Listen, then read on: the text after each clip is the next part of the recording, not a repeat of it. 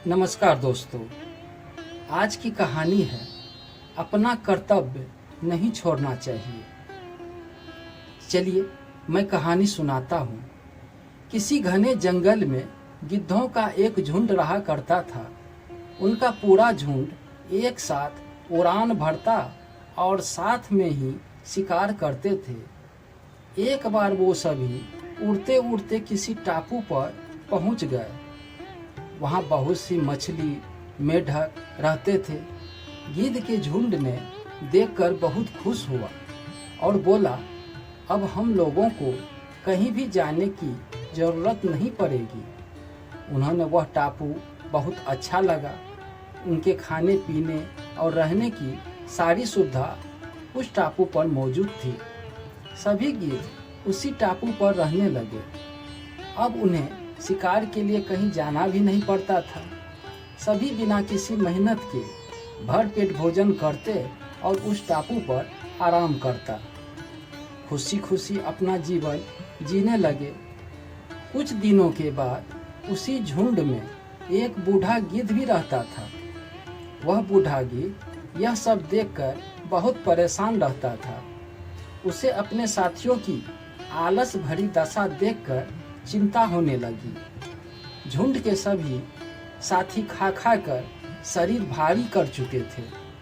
वो सभी गिद्धों को कई बार चेतावनी भी देता कि तुम लोगों को फिर से शिकार के लिए उड़ान भरनी चाहिए, ताकि हम अपना शिकार करने की कला को और भी मजबूत बनाए रखें। अगर ऐसी ही आलस करोगे तो एक दिन हम सभी शिकार करना तक भूल जाएंगे। इसलिए हमें जल्द ही अपने पुराने जंगल में वापस जाना चाहिए। उस बूढ़े गिद्ध की सलाह सुनकर सभी गिद्ध हंसने लगे। वह उसका मजाक बनाने लगे। उन्होंने कहा कि बूढ़ा होने की वजह से इनका दिमाग खराब हो गया है, इसलिए यह हमें आरामदायक जीवन छोड़कर जाने की सलाह दे रहे हैं। ये कहकर गिद्धों के झुंड ने टापू से जाने से मना कर दिया।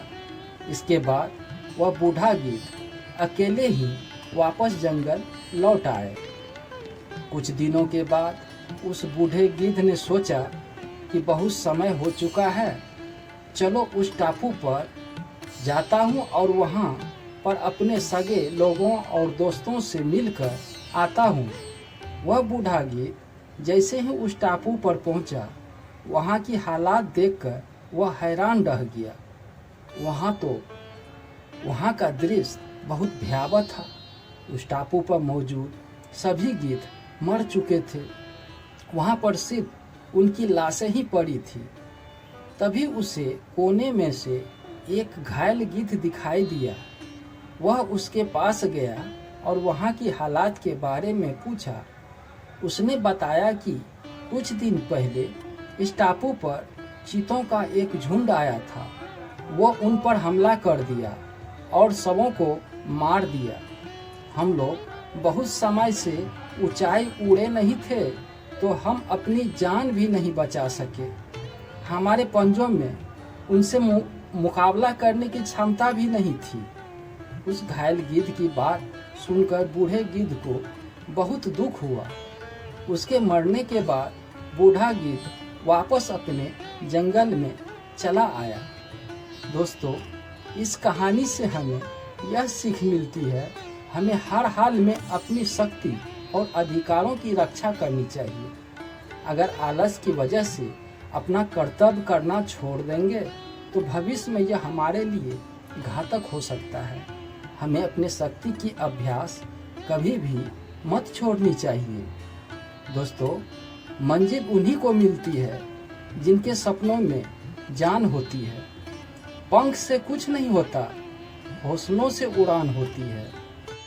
दोस्तों, कहानी पसंद आई हो, सब्सक्राइब करने में कंजूसी न करें। सब्सक्राइब ही हमारी हौसला बढ़ाती है। धन्यवाद।